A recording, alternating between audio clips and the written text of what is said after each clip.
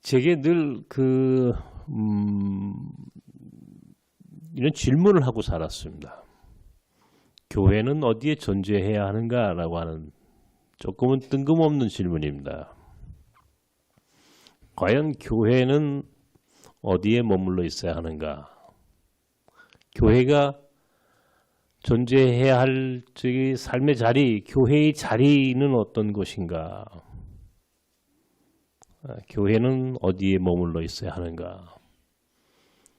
교회의 자리는 가장 낮은 곳에 머물러 있어야 합니다. 가장 낮은 곳. 오늘 이것이 오늘 이 본문과 설교의 주제입니다. 교회는 어디에 머물러 있어야 하는가? 예수 그리스도께서 어디에 오실 것인가? 이 질문과 더불어 그가 오실 것을 안다면 교회는 그가 오시는 곳에 머물러 있어야 되겠죠. 그러니까 예수 그리스도께서 2000년 전에 이 땅에 오셨어요. 그러니까 그가 2000년 전에 오셨던 곳을 우리가 알고 있으면 다시 예수께서 오셔도 그곳으로 오시겠죠. 다시 2000년 전에 오셨던 그 자리에 그런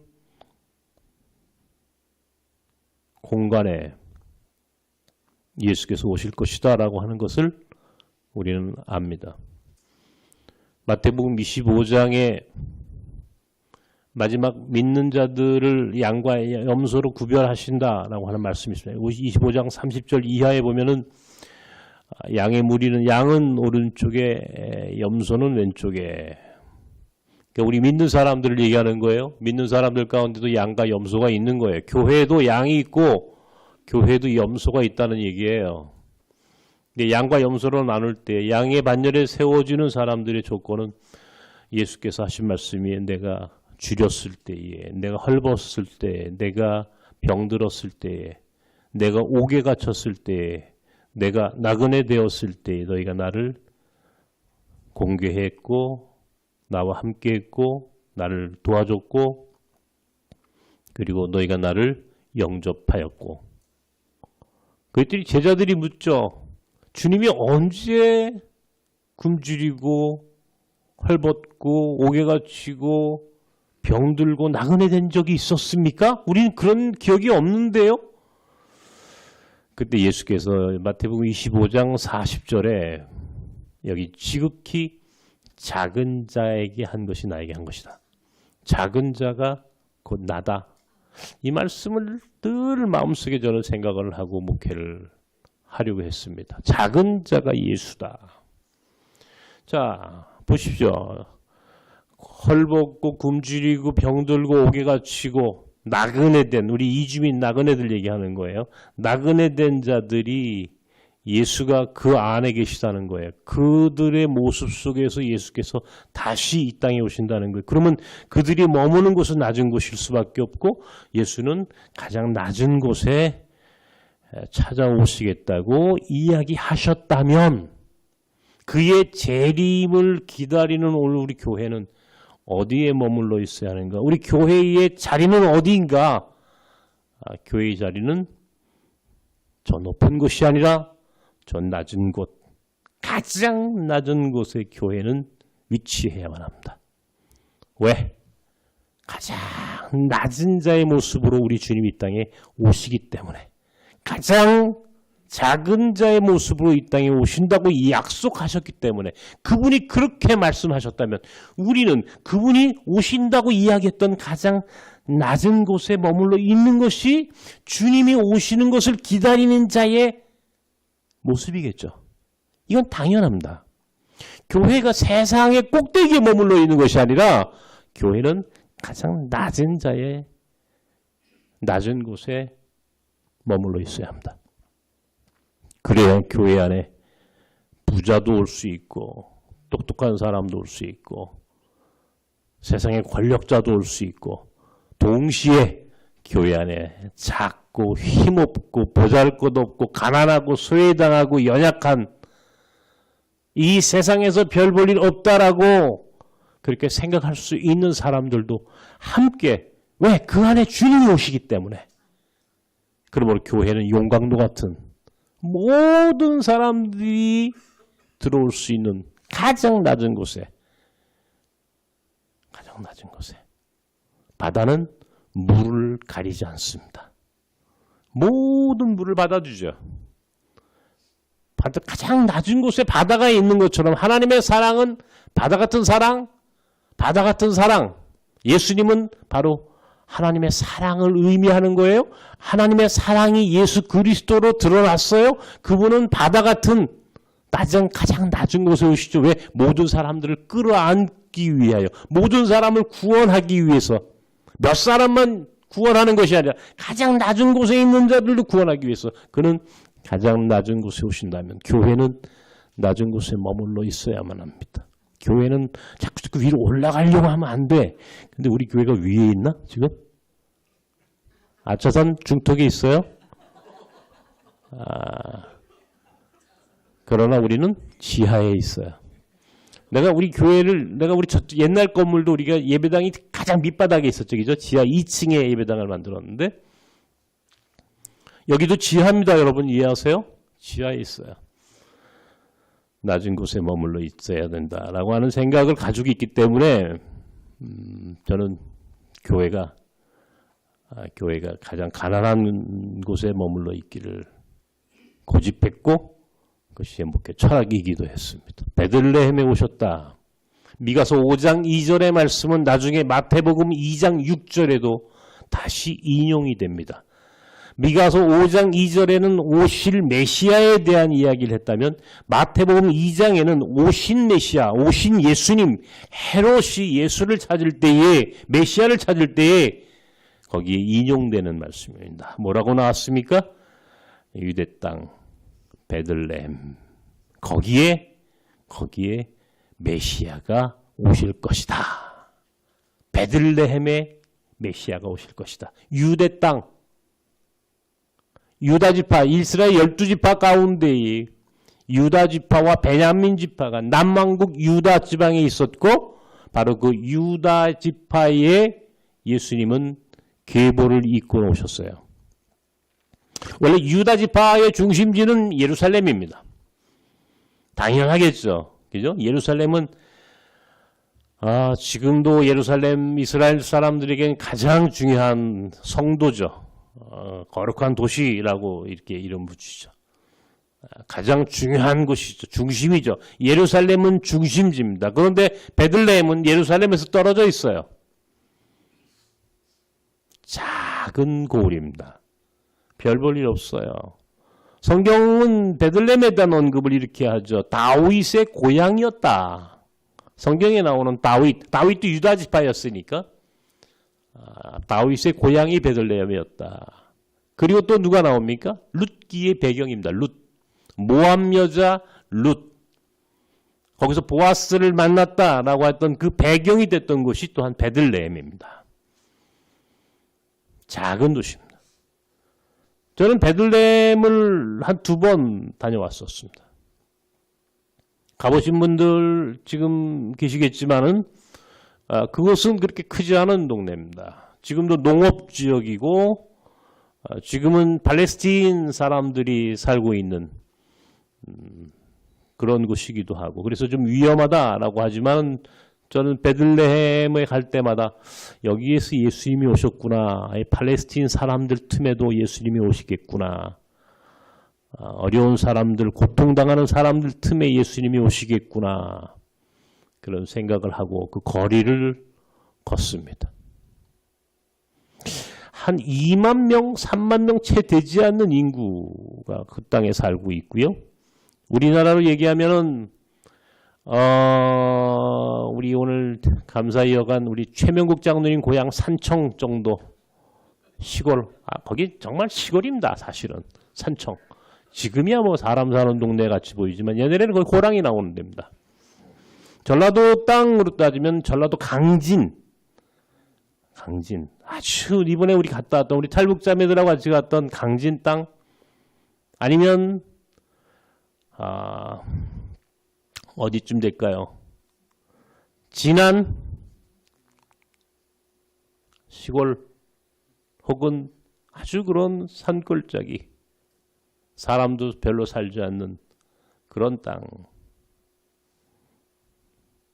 그것이 바로 베들레헴입니다. 그런데 우리 주님이 베들레헴에 오셨다? 하물며 나중에 보면은요. 베들레헴의 마국간에 있는 말먹이 통 위에 예수님이 누워 계셨습니다. 그러니까 베들레헴 작은 마을 그 위에서도 구육간에 오셨다. 말구유에 오셨다. 이런 말이 나올 정도로 우리 주님은 가장 작은 곳 왜 우리 주님이 그곳에 오셨을까? 다시 말하면 베들레헴이 의미하는 것은 무엇일까?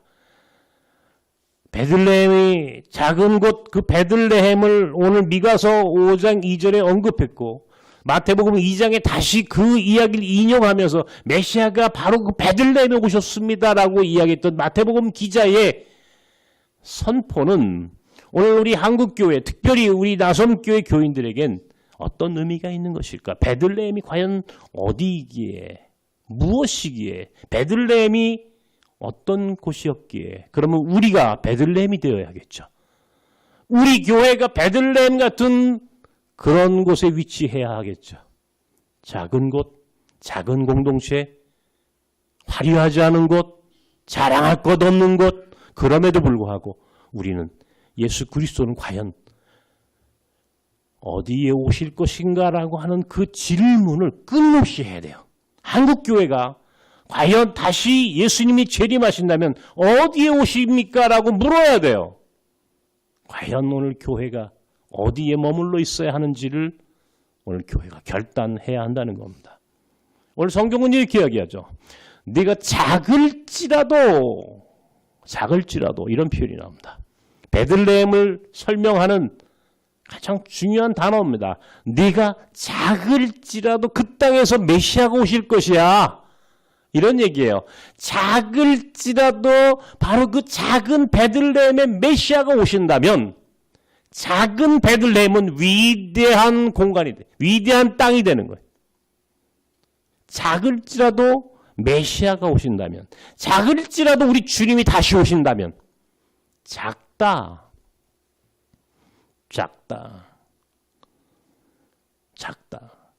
이게 뭘 의미합니까? 이거는 작다라고 하는 것은 내가 무슨 몸이 작고 몸무게가 작고 교회가 작고 이런 의미이기도 하지만 이 작다라고 하는 말의 의미는 대단히 중요한 의미를 갖고 있습니다.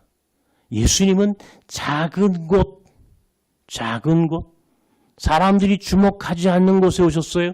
그리고 그는 갈릴리 나사렛에서 사역하셨어요. 다시 말하면 예수는 예루살렘이 그가 사역했던 공간이 아니고 예루살렘이라고 하는 사람들이 얘기하는 중심지 가운데 그곳이 아니고 예수 그리스도의 삶과 그의 사역지는 작은 곳, 주목하지 않는 곳, 사람들이 가려고 하지 않는 곳, 그것이 바로 베들레헴을 의미하는 것이다. 요한복음 1장에 이런 말씀이 있습니다. 한번 보실까요? 함께 읽읍시다. 시작.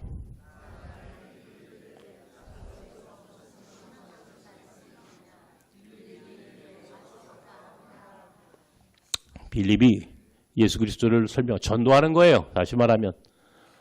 그때 나다나엘이라는 청년이 야, 나사렛에서 무슨 선한 것이 나올 수 있겠어? 우리 나사렛 예수께서 태어나신 곳은 베들레헴, 그리고 그가 자라신 곳은 나사렛입니다. 그러니까 제2의 고향이죠. 나사렛에 가보신 분들이 계실지 모르겠는데 거긴 지금도 여전히 가장 어둡고 침침하고 작은 골목에 아이들이 뛰어놀고 거리에는 이슬람 무슬림 상인들이 장사를 하고 그런 곳입니다. 지금도 하물며 지금도 나사렛에서 무슨 선한 것이 나오겠어? 이게 무엇을 의미합니까? 예루살렘, 아니 베들레헴, 그리고 나사렛. 나는 이 나사렛이라고 하는 말에 주목합니다. 베들레헴, 나사렛. 따라하십시오. 내 고향은 나사렛입니다. 여러분들 태어나신 곳이 어디예요? 대한민국.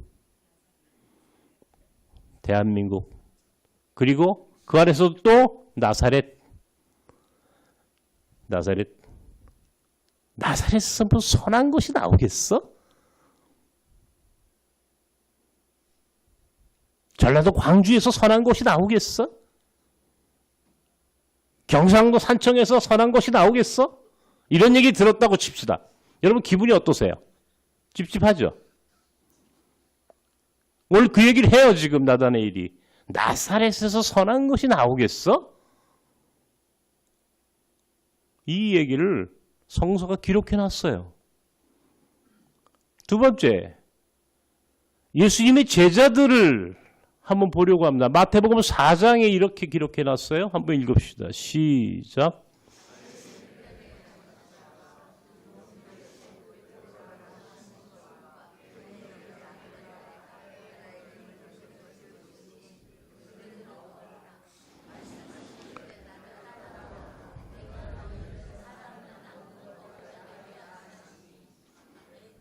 그들은 어부라.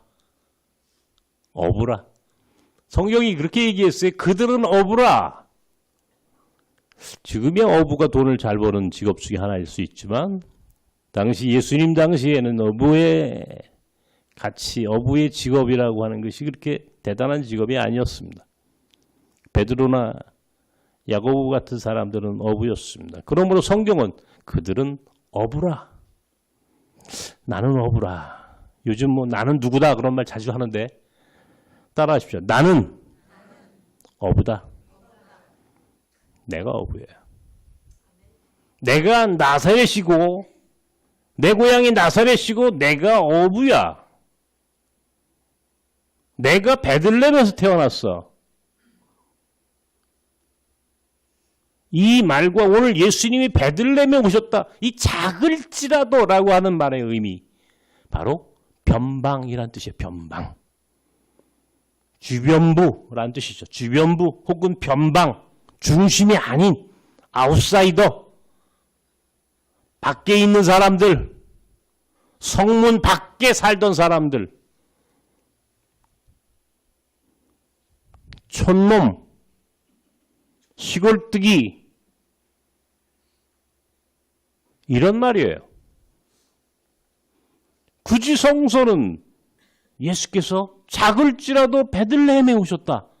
베들레헴아, 너는 작을지라도 너 스스로 자랑스럽게 생각해라. 왜? 거기에 메시아가 오신다니까. 작아도 돼요. 문제는 예수가 함께 하시면 가장 위대한 삶을 살 수 있는 거야. 중요한 것은 우리가 지금 내가 어떤 존재인지, 내가 어떤 위치에 있는지, 내가 시골뜨기인지, 내가 가난한지, 내가 못 배운 사람인지, 내가 나사렛 시대 고향인지, 내 직업이 어부인지, 이게 중요하지 않다는 거예요. 우리 믿는 사람들의 가장 중요한 가치는 예수가 여기 있는가? 나와 예수 그리스도가 함께하고 있는가가 가장 중요한 거야. 내가 어떤 대학을 나오고 내가 얼만큼의 높은 위치에 있는가, 이건 세상 사람들이 말하는 거예요. 교회가 갖고 있는 기준은 예수가 거기에 있는가야. 예수가 그곳에 오시는가. 오스트리아 경제학자인 에르스트 슈마허라고 하는 사람이 작은 것은 아름답다라고 하는 말을 했습니다. 제가 참 좋아하는 경제학자입니다. 작은 것은 아름답다. 이 슈마허라고 하는 사람이 한 말 중에 지속 가능성, 이런 말을 많이 써요. 제가 많이 사용하는 단어입니다. 그죠? 지속 가능한가? 이 말의 의미를 여러분 요즘 이 말을 많이 씁니다만 원래 이 말이 이 단어 이 어구가 의미하는 것은 사실은 굉장히 중요한 지속 가능한가 지속 가능하지 않는 삶인가 가능한가 이 모든 것의 첫 번째 조건은 이것이 지속 가능한가라고 물어야 되는 거예요. 나섬 공동체는 지속 가능한가? 몽골 학교는 지속 가능한가? 우리가 꿈꾸는 미래는 지속 가능한가? 겉으로만 드러난 것이 아니라 정말 속 알갱이가 지속 가능해야 돼. 생명력이 있어야 한다 그 말이에요. 생명이 그 안에 담보되지 않는 것은 지속 가능하지 않아. 작아야 돼. 큰 것을 좋아하면 안 된다 이런 말이에요. 제가 오늘 아침에도 사실 오늘 아침까지 책을 다 읽었습니다. 설교를 준비하려고 새벽에 일어나서 책을 아주 좋은 책을 한 권 읽었습니다. 시대예보라고 하는 송길영 작가가 쓴 책인데 경량 문명의 탄생이라고 하는 책입니다. 오늘 아침 새벽에 다 읽었습니다. 이 경량 문명, 다시 말하면 가볍다 그런 경량, 가벼운, 작은, 중량감 있는, 무거운, 큰 이런 개념의 반대. 우리가 살고 있는 이 시대에는 가벼운 경량 문명의 시대. 그것도 문명이에요. 하나의 트렌드가 아니에요. 이따가 사라지는 유행이 아니에요. 이것은 이제는 하나의 문명이 됐어요. 문명이. 새로운 문명, 새로운 미래, 우리가 살고 있는 지금, 앞으로 살아갈 우리의 미래는 경량 문명의 시대다 그런 말이에요. 가벼운, 작은. 우리 대마불사 그런 얘기하죠. 대마불사. 큰 것은 죽지 않아. 그런 말이죠. 바둑에서 쓰는 용어 중에 하나인데 우리 기업도 그런 말을 쓰죠. 대마불사. 대기업은 죽지 않아. 대기업은 죽지 않아. 큰 것은 죽지 않아. 교회도 마찬가지죠. 대마불사. 큰 교회는 무너지지 않아. 라고 설명할 수 있어요. 그런데 경량 문명의 탄생이라는 이 책에서 우리가 살고 있는 현 시대와 우리의 미래는 대마불사가 아니라 대마필사다. 반드시 죽는다 그런 말이에요. 큰 것은 죽는다. 우리가 살고 있는 시대가 그렇다. 과거에는 삼성전자가 예를 들면 평택에 만드는 지금 반도체 공장이 축구장의 400개 크기랍니다. 축구장의 400개. 거기에 들어가는 공장의 규모가 20조 원. 거기서 일하는 사람이 10,000명이 넘는답니다. 축구장 400개가 넘는 넓이에 20조가 넘는 돈이 투자가 되고 10,000명이 넘는 일하는 노동자들이 일을 하는 그런 대규모의 시대가 우리가 지금까지 봐왔던 기업의 틀이었다면 앞으로 우리가 사는 시대는 앞으로 우리 후손들이 살아야 할 시대는 가볍다, 작다는 거예요. 인스타그램 요새 카카오에서 인스타그램으로 많이 저는 사실 잘 모릅니다. 인스타그램 이런 거 잘 몰라요. 책에서 봤어요. 이해하세요? 그 회사는요. 직원이 30명. 직원 한 사람이 올리는 매출은 470억이 넘습니다. 한 명이 만들어내는 가치, 한 명이 만들어내는 부가가치가 400억, 500억.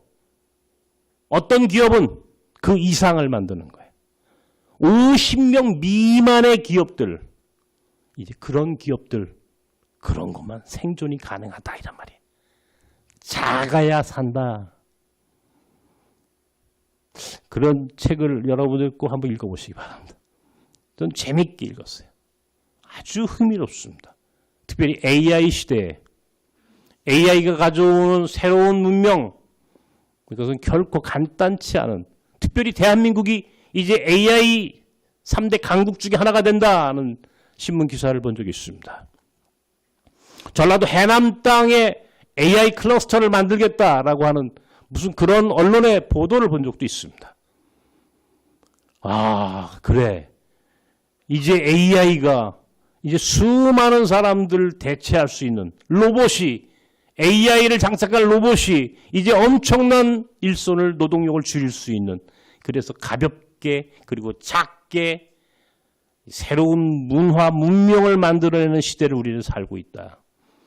그렇다면 우리는 지금 새로운 기회를 얻고 있는 겁니다. 여태까지는 커야 됐어요.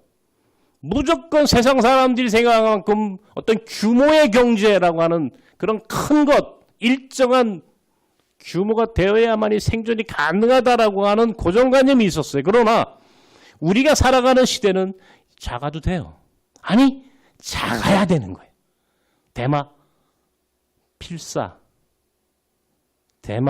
큰 것은 죽는다. 작아야 생존이 가능하다. 작다라고 하는 것을 자기의 열등감으로 삼지 말라는 거예요. 내가 늘 얘기했던 작은 것, 부족한 것, 연약한 것 아무렇지도 않아. 아무렇지도 않아. 오히려 그건 좋은 거야. 그것이 미래 사회의 생존의 길이야. 아니, 예수께서 작은 곳에 오셨어. 변방에 오셨어. 주목하지 않는 바로 그 땅 사람들과 함께 사셨어. 예수의 삶은 갈릴리 나사렛, 가버나움에서 90%가 예수의 사역이 이루어집니다. 예루살렘은 예수의 사역지가 아니었어요. 예루살렘은 예수를 핍박했던 것, 예수를 십자가에 못 박았던 것이 예루살렘. 예수의 삶은 예루살렘이 아니라 갈릴리 땅에서 이루어졌어. 베들레헴에서 오셨어. 나사렛 출신이야. 어때? 내 고향은 나사렛. 나는 어부다. 자신 있게 이야기할 수 있는 소위 열등감 없는 변방성의 영성을 갖는 것. 자존감 충만한 변방성의 의식을 갖고 살아가는 것. 이게 중요한 거예요. 자존감이 있어야 돼. 내가 부족해. 그래, 내가 이 땅에 대우받을 수 없는 조건을 가질 수 있어. 맞아. 그런데 어쩌라고. 내가 그렇게 태어났는데 내 지금 현실이 내가 이런데 어쩌라고. 그래. 그러나 중요한 것은 내 모습이 아니라 나와 함께 하시는 주님이라는 사실이야. 주님이 나와 함께 하시면 내 존재의 가치가 달라진다니까. 내가 작아도 나는 위대해져. 위대한 마이너리티를 위하여. 위대한 마이너리티는 존재하는 법이야. 사도행전 4장에 이렇게 기록해놨습니다. 함께 읽읍시다. 시작. 아직 안 나왔어요? 다시 한번 사도행전 4장 읽겠습니다. 시작.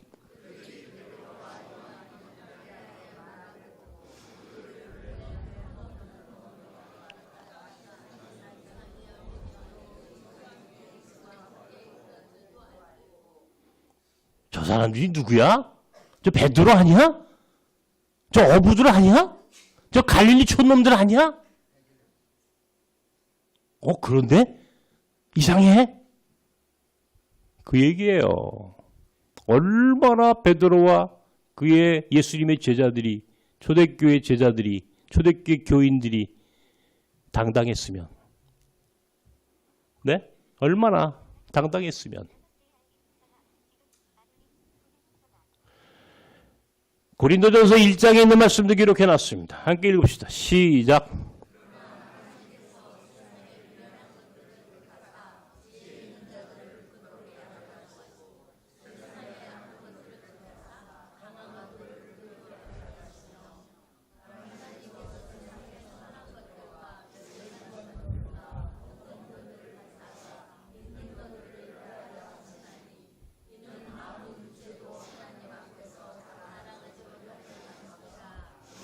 이게 복음이야. 가난한 자를 들어 부한 자를 부끄럽게 하시고, 천한 자를 들어 귀한 자, 세상에서 잘난 척하는 사람들을 우습게 만드는, 이게 복음이야. 그러니까 내가 작다고 그것이 내게 열등감이 되어서는 안 된다는 거예요. 내가 부족하다고, 내가 이 세상 사람들 앞에 자랑할 것 없다고 그것이 내 인생을 규정하지 않아. 복음은 나 같은 사람을 통하여 세상을 바꾸는 거야. 내가 나사렛 출신이면 어떻고, 내가 베들레헴 출신이면 어떻고, 내 직업이 어부면 어떻고, 내 직업이 세상 사람들 앞에 자랑할 것도 없는 그런 인생을 살면 어떠냐고. 예수가 나와 함께 하시면 나는 위대해질 수 있다니까. 요한복음 16장에 예수께서 말씀하셨어요. 함께 읽읍시다. 시작.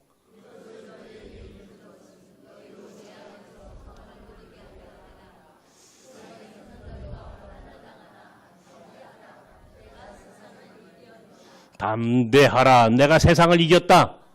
담대하라고 하는 말은 다시 말하면 당당하라 그런 말이에요. 당당하십니까? 당당하셔야 돼요. 나는 당당하지 못했던 적이 있었어요. 부끄럽게 생각합니다. 내 핸디캡이 있었어요. 내가 시력을 잃었다라고 하는 것이 내게는 너무나 괴로웠어요. 이제는 내가 병들었다는 것 숨기고 싶을 때가 있었어요. 그런데 이제는 숨기지 않습니다. 당당하게 얘기해요. 나 병들었어요. 나 약해요. 나 당신의 얼굴을 볼 수 없어요. 나는 핸디캡이 있는 장애인이 됐어요. 내 목회지는 나그네를 섬기는 작은 공동체예요. 나는 세상에서 가장 존재가 없는 몽골 학교를 운영하고 있어요. 그런데 예수께서 말씀하셨어요. 내게 담대하라라고. 당당하라고. 왜? 내가 세상을 이겼노라. 예수가 이겼대. 예수가 세상을 이겼대는데 왜 예수를 믿는 내가 움츠러들어야 하고 내가 왜 열등감 속에 괴로워야 하느냐고. 나는 다시 내 자존감을 회복하기로 했어요. 나는 잃어버린 내 자존감을 다시 끌어올리기로 했어. 그래서 당당하게 살기로 했어. 당당하게 살다가 당당하게 죽기로 했어. 그것이 예수 믿는 사람의 삶이라고 나는 믿기 시작했어. 여러분 얼마나 어려우십니까? 여러분의 삶이 얼마나 괴로우셨습니까? 당당하십시다. 따라하십시오. 당당하자. 당당하라. 우리 탈북자매들 당당해야 돼. 제발 부탁이야. 자존감을 잃어버리면 안 돼. 자존감을 잃어버리면 내 생명이 잃어버린 거야. 생명이 끊어진 것과 같은 거야. 열등감에서 벗어나야 돼. 왜? 나는 예수와 함께 사니까. 예수가 어디에 오시는가라고 하는 걸 끊임없이 질문하십시오. 나섬 공동체는 예수가 오시는 곳이 되기를 바랍니다. 나는 우리 주님이 이곳에 오실 것이라고 믿고 그런 공동체를 위하여 기도하고 섬기고 지금까지 살아왔습니다. 작은 나섬. 나그네와 함께하는 이곳에 고아 같은 몽골 아이들과 함께하는 이곳에 나는 틀림없이 우리 주님이 오실 거라고 믿고 있어요. 왜? 우리 주님은 베들레헴에 오셨으니까. 우리 주님은 나사렛 출신이니까. 우리 주님은 어부 같은 제자들을 부르셨으니까. 우리는 그런 인생이니까. 내가 그런 삶을 살고 있으니까. 예수가 내 옆에 오셔서 어느 날 나왔어. 나왔다. 유목사 나왔다. 내가 나섬교회 너희들 섬기는 그 작은 자들 틈에 내가 왔어. 그래 잘했다. 가장 낮은 곳에 교회가 머물러 있어야 한다. 가장 작은 곳에 교회가 존재해야 한다라고 하는 이 원칙을 죽을 때까지 지켜야만 합니다. 큰 것을 좋아하지 마십시오. 화려한 것을 사랑하지 마십시오. 그렇다고 여러분의 삶을 매도하거나 비판하지 않습니다. 다만 예수가 어디에 오실 것인지를 안다면 우리의 발걸음은 저 낮은 곳을 향하여 예수가 오실 그곳에 우리가 가 있어야 한다는 사실을 기억하시고 다시 베들레헴으로 오시는 주님을 기다리는 저와 여러분이 되기를 주님의 이름으로 축원합니다. 기도합시다.